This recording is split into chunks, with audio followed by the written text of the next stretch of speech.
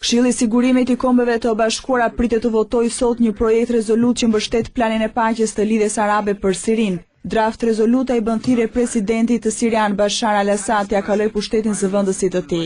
Rusia ka refuzuar një propozim të tillë dhe ende nuk dihet nëse do ta votojë apo abstenoj planin e paqes. Rusia, një aleat i fortë i Sirisë në Këshillin e Sigurimit, ka kundërshtuar pjesë të draftit të fundit, por nuk ka kërkuar ndonjë rishikim të tij. Vetoja ruse do ta pengonte miratimin e rezolutës. Ndërkaq kanë shpërthyer protestat e dhunshme jashtë disa ambasadave siriane. Rreth 20 protestues hynë me forcë në ambasadën siriane në Berlin. Po ashtu rreth 150 demonstrues u mblodhen jashtë ambasadës siriane në Londër, ndërsa u arrestuan 5 njerëz pasi hyn brenda në ndërtesë. Tubimi është zhvilluar edhe në ambasadat siriane në Kairo dhe Madrid. Protestat nisën pas bombardimeve në qytetin Homs, të cilët aktivistët e përshkruajnë si një masakër.